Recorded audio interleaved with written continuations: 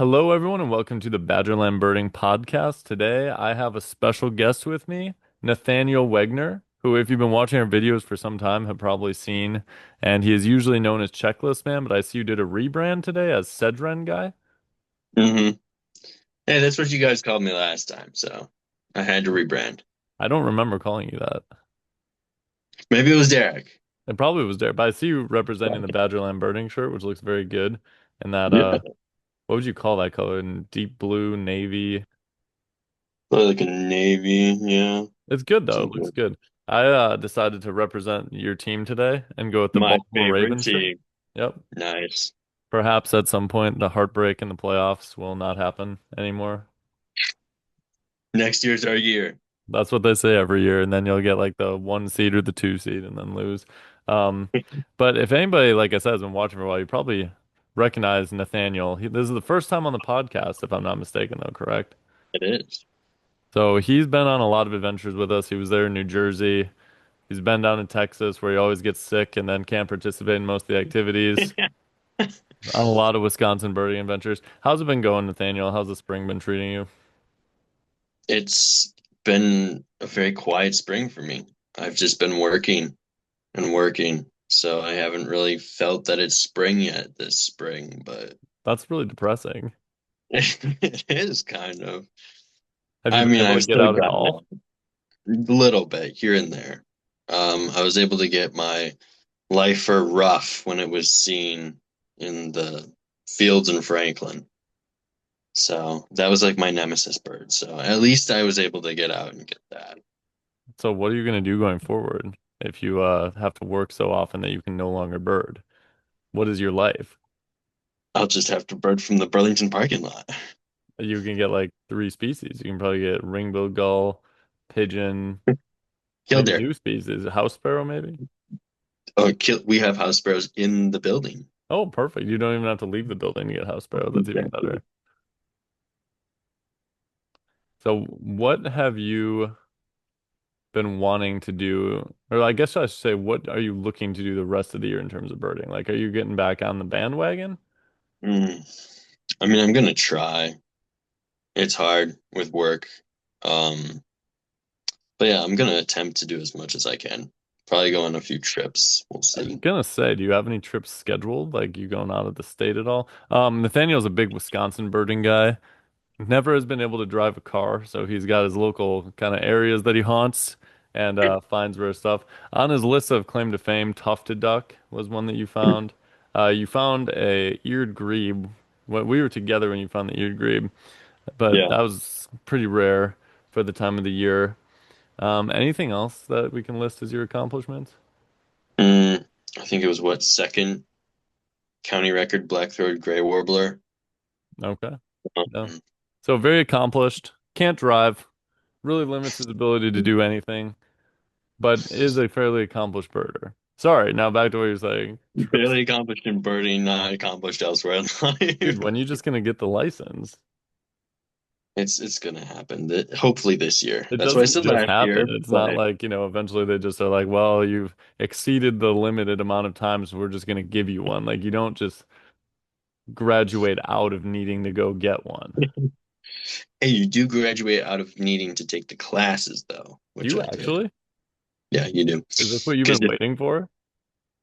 well, it's 18, so I've kind of passed that by a You year now. passed But it. yeah. So you can just Um, like go take a driver's test then. You don't have to do anything else. yeah, you just have to take the written test and the driver's test. No, well, that's kind of Yeah, you scary don't have now that I think about it. to. But Yeah. going back to trips, do you have anything planned this summer? Well, I'm going down to Georgia, but that's not really for birding, but we'll see. We'll try to, at least get out, probably to some local parks when I'm down there. Got to hit up the Probably, longleaf pine habitat. yeah, probably have a bunch of mockingbirds calling my ear off. Carolina wrens. Other than that, I'm hoping to get out to Washington again. Hmm. Um, we'll see if that works out due to work, Is there a but reason or is it just random trip? it's nostalgia for Washington. I miss it so bad. Really? Yeah. It was like such a great experience when I went there the first time. I just want to go back. And you've only been there once, right? Yeah. So what was it about it that you liked so much?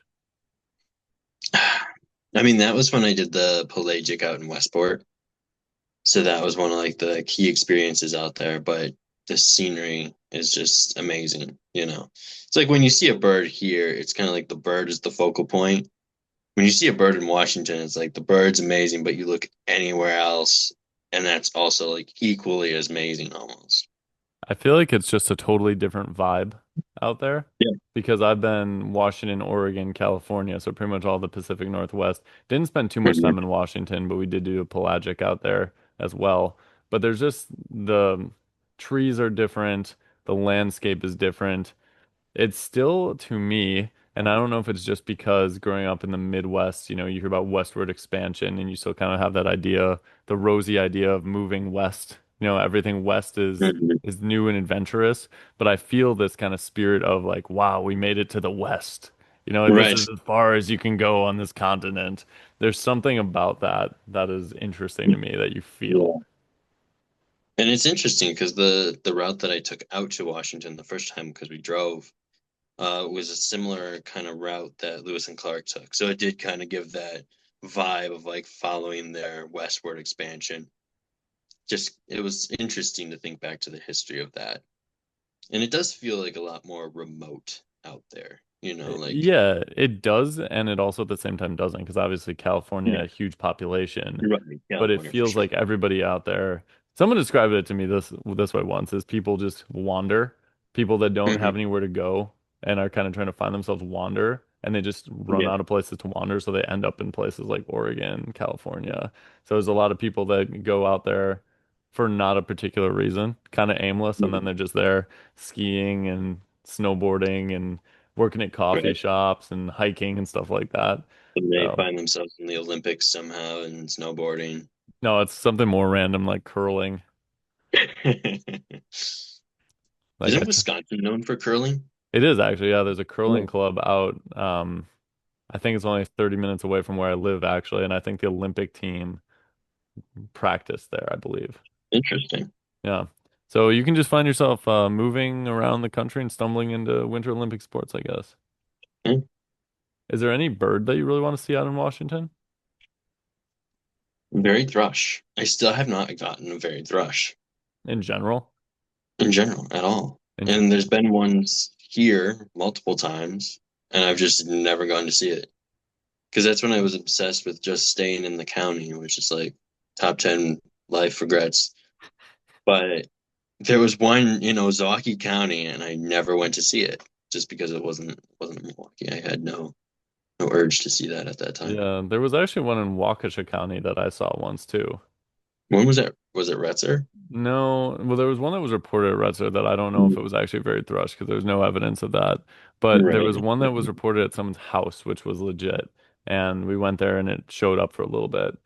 Those you can definitely get more easily in the West, but they still, in my experience, aren't everywhere. I think they're more seasonal. I think if you're in the right Right. season, you can get them pretty easily.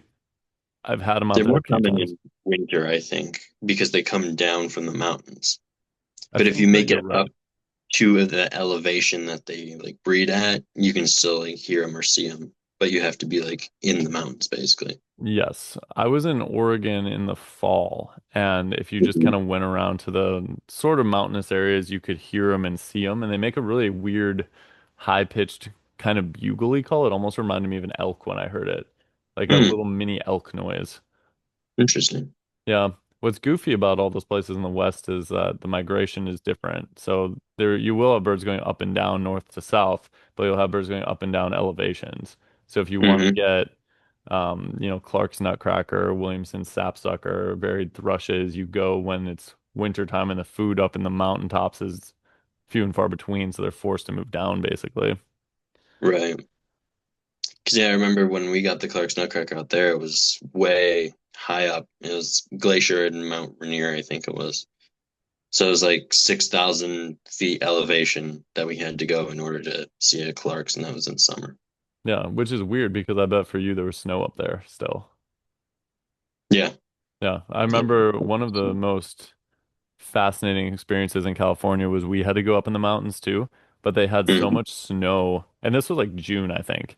They had so much Right. snow in the winter that there was still about 10 to 15 feet, and I don't know how they got a road through there, but you could just Hmm. see it was like cut right out of the snow.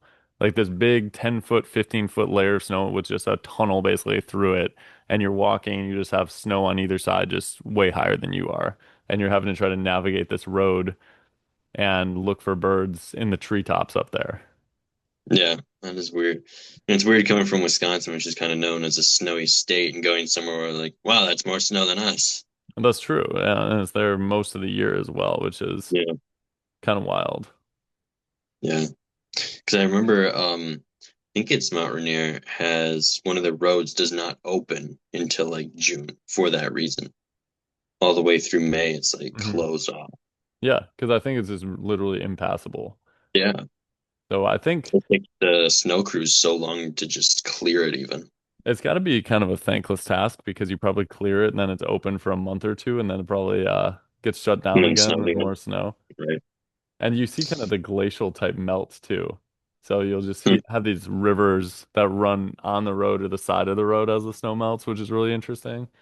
And when we were up there in California in the Sierras, it was just us as far as I knew. So we were the only ones in this area. And that's when you get the vibe of like Sasquatch is up there. And also the vibe that if the snow falls on you, no one's coming to save you. Something, yeah, you have no way of really telling anyone either. Derek and I don't know if you remember this, we're going to Colorado Yeah. in a few days actually. So we're probably going to do some mountaining, mountaintop birding, like was it Rocky Mountains National Park Rocky is out that Mountain. way. So I think Yeah. we're going out there primarily to get some grouse and stuff like that. So we have somebody out there who's going to show us around to some of these places who's trying to grow his touring company out there. But I think Nice. that we're going to do some independent mountaintop birding as well. You guys got the rosy fin? We got all we have is gray crown rosy finch because those have come to Wisconsin. So we still need Yeah, I got it like. black and then brown capped. Gotcha. Because I think And they have one of those, it looks like at you least could one. get brown capped. Okay. I think that that was the one that you can still get in Rocky Mountain, but I don't think that they are very prolific there. I think Hmm. I saw reports, but it looked like one person was always reporting them. So I don't know if it was in their yard in that area or what the deal was, but it looks like some are still Right. around. Find their email. Do some yard birding in Colorado. Gotta love the yard birding. There's places out there and in New Mexico where during the winter you can get all three at one feeder, which is cool. Hmm. You should probably look at ptarmigan. I think That they might be like have, the is it grouse. white-tailed ptarmigan out there? Yeah. I think that a lot of the coolest stuff in Colorado, I think, is most findable in the winter. Because I was looking at the Hmm. needs list and there wasn't a ton of stuff out there that we still need, but there are some cool opportunities. So maybe flammulated owl. Ooh. Someone mentioned black swift, but I don't know if that's actually really findable. Um, Yeah. I know they're very habitat Dusky specific. grouse, sage grouse. Yeah. Lots of those mountaintop birds. Did you go I through think Black Colorado Swift. at all on your road trip out west? Yeah, we did. Did you We do didn't anything there, or quite. did you just kind of pass through? No, we did something. We went to, I forget there's like a second part that's also called Rocky Mountain. It has a longer name. I forget what the longer name is, but it's basically like a grassland habitat, um, further outside of Denver. Um, I think Rocky Mountain is to the west of Denver. This is kind of to the south, I believe. Hmm. Did you get anything Um, cool there? there was a lot of like lark buntings. They were everywhere. Magpies. It also has bison, Oh, that's like cool. a population of bison that are there. So that was one of the reasons why we went, is just to see that kind of Just to see like, the bison. yeah, Yeah, that makes you think of the Great Plains and westward expansion for sure. right. Because we went to Custer in South Dakota as well, Oh yeah, and we didn't nice. see any bison there. So then we're like, well, we got to see bison. So we found some place that had this bison population, so we went there too. Did you at least see prairie dogs in Custer? Yeah, we did. Did you do the We had, Needles Highway in Custer? um, don't remember. I think we saw them. I'm not sure if we went on the Needles Highway though, because there's this one spot where you can see like kind of the more mountainous areas of Custer. Um, Because Needles Highway essentially just goes way up in elevation. It's this really windy, narrow yeah, road. that's probably what we did then, because yeah, the road was crazy. There's this area where it's basically cut out of the mountain. Cars have to wait to pass each other because it's so narrow. Those tunnels are you talking about? Yeah, the Yeah. tunnels cut through the Yep. mountain. I think you probably were on the Needles Highway. Yeah, I the Needles actually Highway. personally thought that South Dakota was very underrated in terms of an interesting place to visit because they had Yeah. a lot of different habitat there. And the national monuments were pretty cool. I don't know if you saw like Mount Rushmore or Crazy Horse. Mm-mm. Oh, those are pretty neat. They're definitely, especially Mount Rushmore is really touristy, but it was different than I thought because I thought it was just kind of you drive up to this overlook and then you see Mount Rushmore out there. There's kind of a Yeah. forested area with paths that you can walk to it. I actually got some interesting birds there. I got blackback woodpecker and then got dark-eyed junco, but the white-winged subspecies. Oh, that's interesting. Yeah. Well, I guess I'll need to go to the national monuments for black-backed woodpecker then. Yeah, I don't know if it's always there. I'd probably just luck at the draw on that one. Ryan told me it would be here. There's an eBird checklist that I made from there. So if you want the evidence, it's on there. I made a video about it too. So if you Yeah, I want, you or remember anybody else hearing wanted that. to see what that experience was like, it's out there. Yeah, that's when I was your most commenting commenter. That's Yeah, when you you really came out fell with off. the I know. What happened to you? Work. No, this was before that. Because what happened was, well, I don't know if I want to give away your YouTube handle. You cannot. But Nathaniel was a frequent commenter, and one time we just encountered him at a local nature center, and he started talking to us like he knew us. And then he was like, "I'm so and so," and we were like, "Oh, yeah, you comment on everything." And then we We went were and found like, some wood ducks. yeah, that was the wood duck day. We went to Grobschmidt. Wasn't that the day we got crossbills too? No, that was a different day, I think. No, that was a different day. That Yeah, because started crossbills are everything, and like, then you came with us to a bunch of different places. yeah, And you guys again, the always big kidnap downside us. is that you can't drive, so we're always like, "Well, we're going the Throw opposite them in the direction back of of the your house." car. So yeah, yeah. What would you say? Because you've actually gone to a fair amount of different states to go birding. What are the ones that you think you've had the most fun in? What have been the best experiences so far? Because you've hit like the major ones mostly. I think you've hit Mhm. almost all the major ones. I still need to go. I'd say a major one I still haven't gone to is Florida for birding. Hmm. So I still need to hit Florida. But I'd say Washington, like I was mentioning, just because it has like the non-birding aspect so much that you can basically have a really bad day of birding and it can still be amazing because you can just look out over this amazing, beautiful scenery. Um, Texas for sure, just because it has like that tropical vibe, like you've mentioned before. South It Texas just doesn't, certainly does have that tropical yeah, vibe. exactly. It doesn't feel like the rest of the country. No, And I really liked Delaware. really. Something about the vibe of Delaware just felt really nice to me. It felt like I belonged. It did. It was Explain just that to like me. this What about the vibe of Delaware? Because I've small, never been to Delaware. yeah, like small oceanside state, you know, it just felt kind of, I don't know, cozy to some extent. But it also has like just the time, the day that we went to Delaware was like the exact vibe that I like. It's kind of like gray, you know, windy, kind of like that gloomy vibe. Hmm. And it was just like kind of a gloomy, stormy Atlantic Ocean day. When did you go? With What time of year?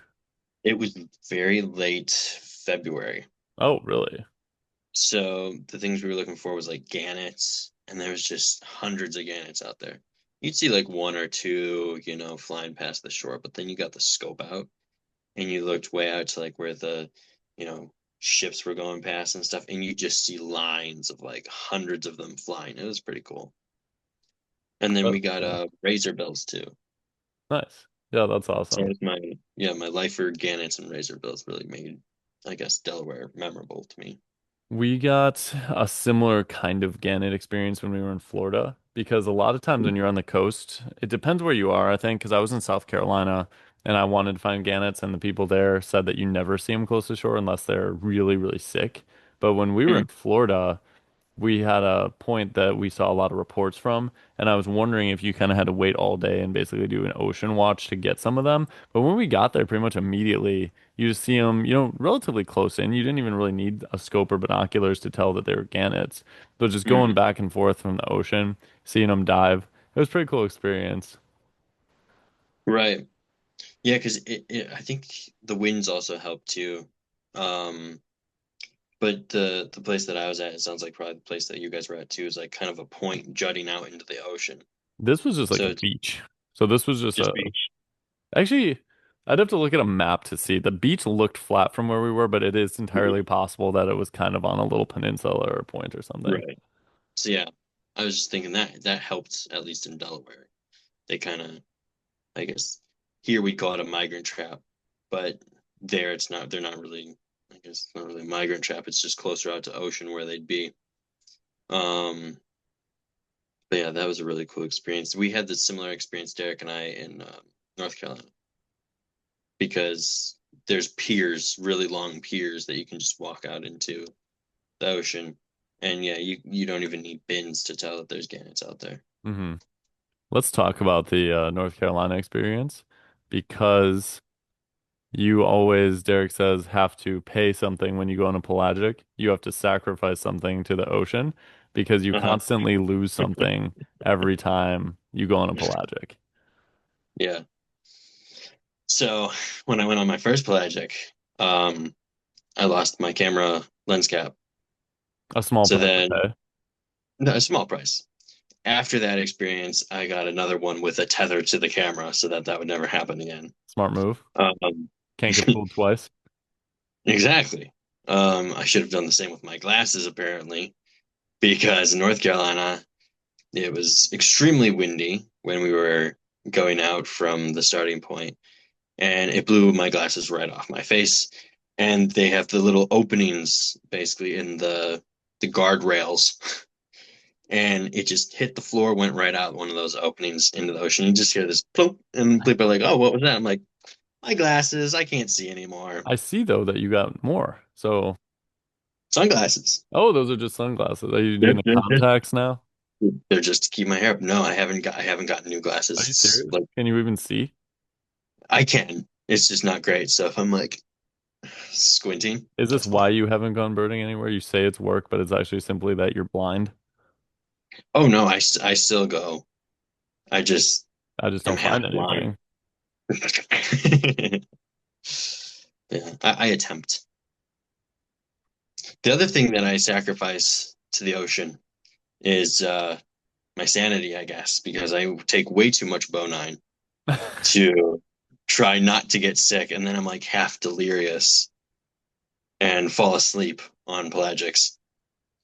You have Both a pelagics, poor actually. track record at this point of when we go on trips getting ill by I do. whatever means. So it sounds like either by your own hand or simply by the fact that your immune system hates you.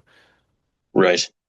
I think my immune system hates South Texas for sure. There's probably something down there that I'm like allergic to at this point. That's kind of what I was thinking. Either that or usually, planes can be a source of that as well because it's Right. kind of hectic, stressful, it's weird conditions you're not used to, and you're basically trapped with a bunch of people that probably are already sick.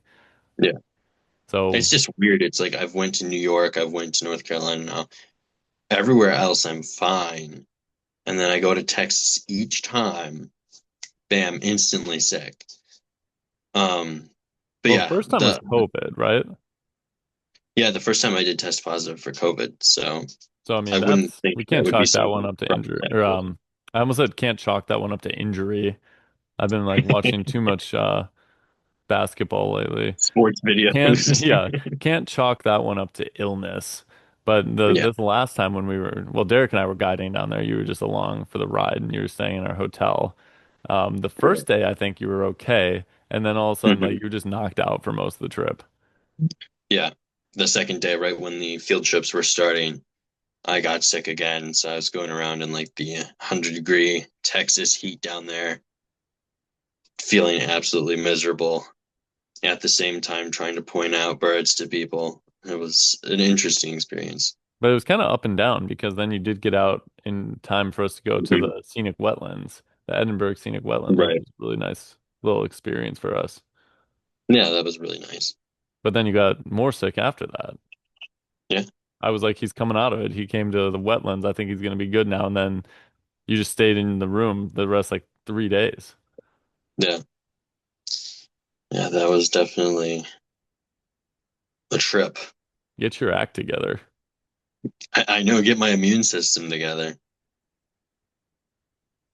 But yeah, um, yeah, I either get ill or I make myself ill with Bone9. So Yeah, we got to talk about your travel strategies going forward.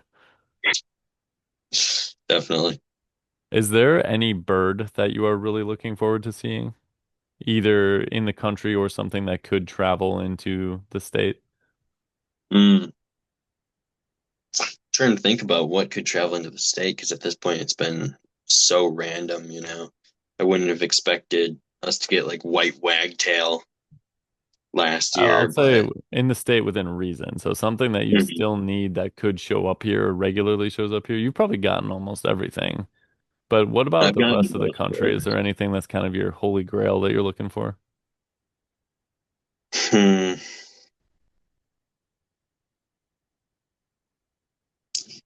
Not sure. I need a lot of the grouse species. Like you're saying, you know, going out to Colorado and find those grouse. I still do need a lot of the grouse. I even need ruffed grouse for Wisconsin. So I've got it in Minnesota now, but I still need it for Wisconsin. Hmm. Grouse are tricky. It's one of those things where you got to catch them when they're lekking. I mean, rough grouse you can Right. just get driving forest roads. Um, but it seems like grouse especially have been hit hard just by decline in recent years. Because I Hmm. know in the Saxon Bog there used to be that sharp-tailed grouse group, and I Right. don't think that they're easy to find anymore. And I've also heard people say that areas that used to be guaranteed for spruce grouse are no longer Hmm. guaranteed for spruce grouse. So like Maine and places like that, I've Hmm. heard are no longer strongholds, which is a real shame. Yeah, that sucks. I know there's still some places in Wisconsin that have both those species, but they're very Sharp-tailed hard and to spruce. find. Yeah. Yeah, I think like in the northwest there's sharp-tailed that lek. Right. And then I've had spruce in the state, but they are certainly not reliable. Yeah. Try to get that reliable gray partridge. You're not going to get that in the state anymore. I know. When we started birding, gray partridge was a possibility, and there was Hmm. actually a group of them that were being seen in Kewaunee. So for anyone Hmm. not super familiar with Wisconsin geography, it's kind of on the way up the thumb toward Door County, kind of on the line of Green Bay, but a little bit more on the east coast of the state. And we didn't think it was important to get them because we had no idea. So we went looking for Eurasian collar doves or something when we were in that area and didn't think that the gray partridge would be a problem, I guess. Hmm. And we didn't get them. And then we've tried looking for them in other parts of the state, and I think they're pretty much extirpated at this point. Yeah. It's just kind of funny because those two species kind of went different directions from each other. Yeah, The the gray collar partridge doves are just went booming now. downhill. Yeah. Yeah, exactly. And I don't know what the deal is with gray partridge and how they initially got here in the first place. I am Yeah. assuming that they're not really natural in the area, but I could be wrong. I don't think they're native. I think they're introduced. Yeah, that's what I thought as well. There's a Mhm. lot of those game birds, though, pheasants as well. I don't know how Right. many legitimately wild pheasants there are in the United States. Right. Like finding eBird checklists that will have the uh just released pheasants coming out of the trucks that they released them in at the game places. People just You're waiting like, to oh, count there's the them. pheasant. Yeah, exactly. I mean, you could do the same with bobwhite even. Yeah, I don't know how many bobwhite are legitimate either. Probably So not very many in Wisconsin at this point. the funny thing about the pheasants is that we have pheasant farms in areas where the Mhm. reports are concentrated. So obviously a lot of the time these birds are either just let loose or escaping and then getting Right. counted by people, and no one seems to care about that. There's so many Hmm. other birds that people want to understand where they came from and don't want to count them at all if there's a chance that they were domesticated or domestic at Right. some point, but the pheasants no one cares about, and I don't know why. Yeah. I mean, it's funny going for like the barnacle goose that was in Michigan when Derek and I were trying for that, and there was so much debate over whether, this is going to be legit or not, and will it be countable? And here we are, like traveling like 6 hours trying to see it, just hoping that it would be countable. We didn't get it anyway, so it doesn't matter. But then you'd have the mandarin duck, which was obviously an escape, and it was what, South Shore, 15 Hmm. minutes from us, supposed to be in China.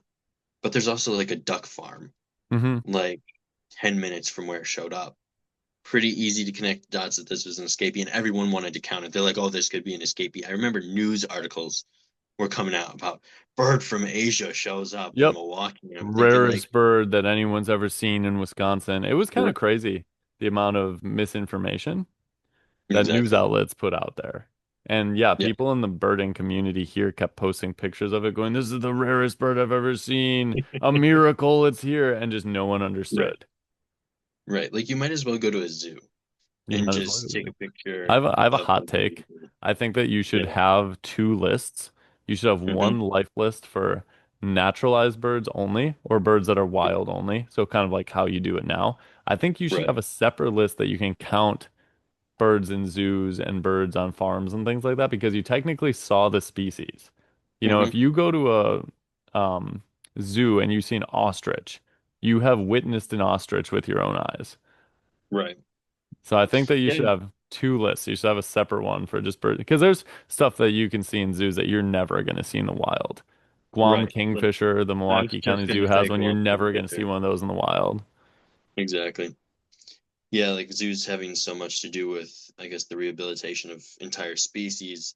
Sometimes pretty much all the known species is in the zoos and in captivity, and they're doing like, I guess, breeding programs or whatever. So the only place that you're going to see that species, like you're saying, is in the zoo. So yeah, you might as well have another list to be able to see. I've like you said, witnessed the species.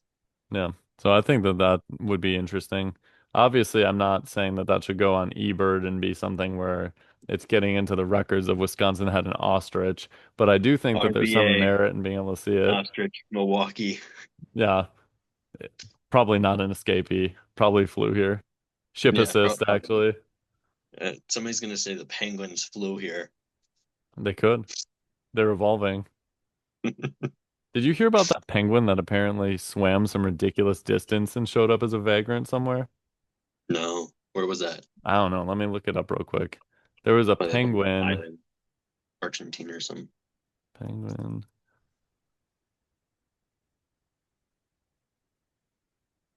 I just remember seeing it that one showed up on a beach somewhere.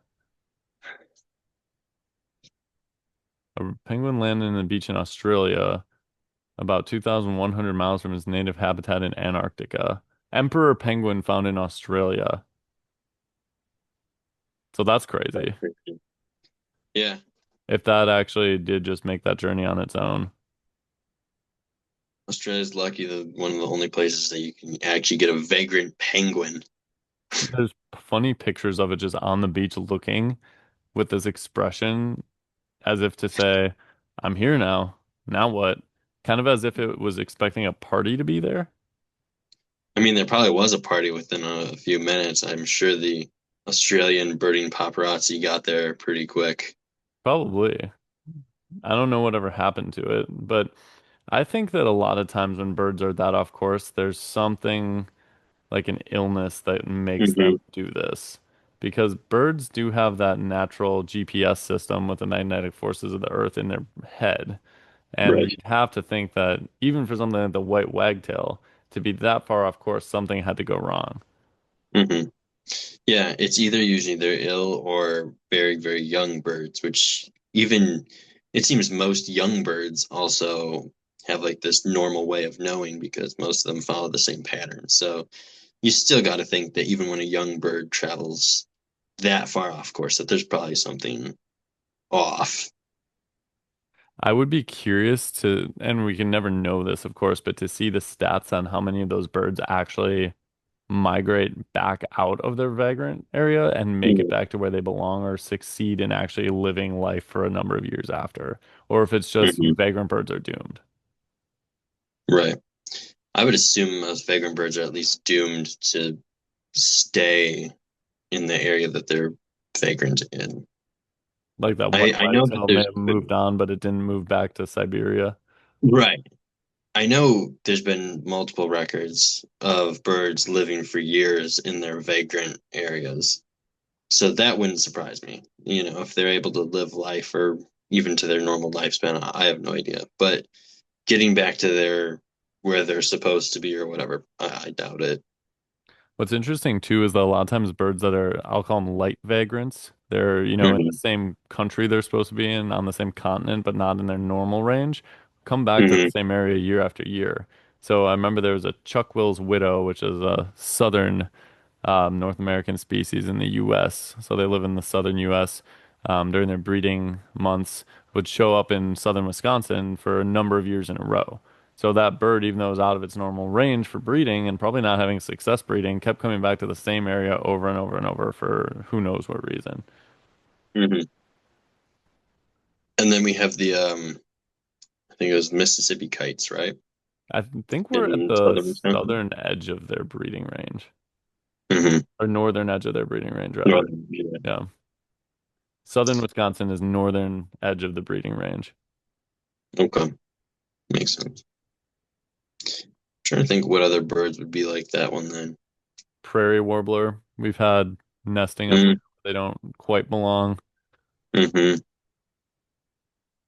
Warblers seem to have that kind of site fidelity sometimes. Yeah. I thought there was something recently that kept disappearing and coming back that was a big vagrant, and I don't remember what it was. I thought it was somewhere in the south. Hmm. Well, I mean, the barnacle goose, if that's a vagrant, disappeared and then came back too, but it's not a year after year vagrant. Right. Nathaniel, I forgot to ask you this for everyone to hear. How'd you get into birding in the first place? Because you started fairly young, and I don't think anyone in Yeah. your family is a birder. No. So my dad is he's just a general outdoors guy. He was big into hiking. And as a child, I despised hiking. I found it incredibly boring because I'm just walking and walking and walking with short legs. It felt like I was walking forever.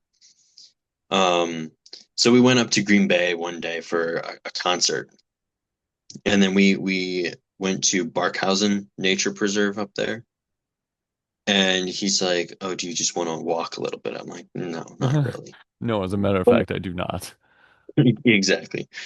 But we did end up going out and probably half forced to just hike a little bit. And they had just birds up there that I had never seen before. Like I was used to their robins, even bluebirds I was used to, blue jays, everything. But I saw like great egrets, white pelicans. Um, there's bunch of sandhill cranes up there, kind of like the big crane species, the lots of the waders and stuff. And that just sparked my interest because I was like, this is a weird bird. Like I've never seen this kind of bird before. So I was really hooked on just learning about all the different species, and trying to basically get them all, like the Pokemon allegory that we've kind of talked about before. Because it was like I just wanted to see all the birds that were out there that I hadn't seen before that were kind of like weird to me, that weren't normal. How did you find So out that, birding was a thing? How did you go from, well, I'd like to see more birds to, I understand now that it's an actual hobby with some semblance of a structure and governing body? right. That probably took a while. Um, I mean, after that, I was just like scrolling Wikipedia lists of birds in certain areas. That somehow led to finding out about eBird. That's probably when I started learning about how birding's an actual thing. There's a bunch of crazy people out here who have this hobby of chasing birds everywhere. Um, I guess like the governing body probably even came later because learning about like the structure of the records committees and stuff and how you can accept records of birds or not. Birds can basically be denied legitimacy for natural Cattle vagrancy. tyrant. Oh, God, I don't know what to talk about the cattle tyrant. So mad, but that is honestly an interesting bird though. Because Don't think about it too hard. I was gonna say, I'm like, I don't want to talk about that, but what about yeah, ship assist should count, but For me, learning that other people were birders already, or kind of mhm, understanding that there was an established hobby around it was big for me to get into it more because I mhm, assumed for a long time that people kind of kept loose track of birds. Just, oh, that's one of these I know because I've researched them on the internet or something. When I found out that there was actual people that keep tallies of lists and records and things like that, I was hooked on it right away. So it was the knowing that there was other people that did it, not just if right, I do this, it's just me. That's kind of what got right. me really hooked on it. It does give you some hope too when you're trying to find a certain species, when you know other people are doing the same thing and you're seeing records of other people getting that species. Like, oh, okay, I don't have to aimlessly search these woods hoping that I'm going to stumble across this bird. You get more pinpoints and maps and everything. It helps a lot. Yeah, I mean, all the data is, of course, instrumental. Just even Right. looking at stuff on Colorado, I'm seeing where all the points are and everything. Without birding as a whole hobby, you wouldn't have that. You'd kind of be just guessing. Right. And it's interesting that you and I both, I guess, got sparked or even more interested in birding from the movie The Big Year. Hmm. And just looking at that movie to now seeing how much birding's evolved with how much more data we have and how they were pretty in the dark about things even for when they were out birding and doing big years, even though there was so much of a community still back then, it wasn't as well connected. They'd have to call each other on their older phones and have hotlines and everything. And now we can just pull up our email list and be like, oh, okay, there's this that I just got on my hourly alert. Yeah, not only that, but there's several other communication platforms as well. So now it's you check your eBird alerts, you check your Telegram, you check your Discord, you check your Right. GroupMe, you check your general text group, you check your Facebook notifications. So the amount of potential information out there is quite shocking and almost to Hmm. the point where it's too much. Yeah. It can definitely lead to a lot of overlap between the groups, and you have misinformation on one group, and all of a sudden, every single text chat is flooded with this wrong, erroneous citing. That's true. But Let me ask you this. This will be the last question, and I'll let you get going. Do you okay. anticipate yourself continuing to be in the birding community for the rest of your life? Or do you see it as something where, you already mentioned work's getting in the way. Do you think you're Mhm. ever going to take a break, kind of separate from it, not care so much about it? Um, I mean, not care so much about it, probably not. I think I'll always care about it. I always have the time for it? Probably not. You know, eventually, as I expand in life, I'll probably do less birding even from now, but I'll always come back to it in the end. It is the thing I love most in life, so Wow. I'll always find Bold a way to declaration. very bold. But yeah, it's my life at this point. But work is the way that we sustain being able to bird in the future. Or you So become homeless and live in the woods and then you can bird every day. Just throwing it out there. it's a possibility. I don't know that I want to take that up, but Just know it's always a potential option. It's out there. I'll put in my 2 weeks at work and be like, I'm out, guys. Perfect. Gone to be homeless. Looking at birds, homeless style. That'll be good. Just got to find the right place, right little camp area for you. Yeah, we'll go to Lake Hopefully on a Park, just flyway. be the homeless guy at Lake You can be Park. the troll under the bridge at Lake Park. Yeah. All right. Well, thank you so much for joining me, Nathaniel. Is there any place that if people are interested in what you're up to with birding, they can follow you? Um, they can follow me on Facebook, I guess. I don't really post there much, but A ringing um, endorsement. yeah, I do get updates posted by other people about my birding adventures there. That's Okay. pretty much it, though. All right. Or you can join the Discord, where I'm basically the administrator of the You're Discord. supposed to be, but you seemed conspicuously absent. Work, my excuse again. It's Hmm, always I work. see. I see. Well, thank you so much for joining me today, and thank you everyone for listening and watching the Badgerland Birding podcast.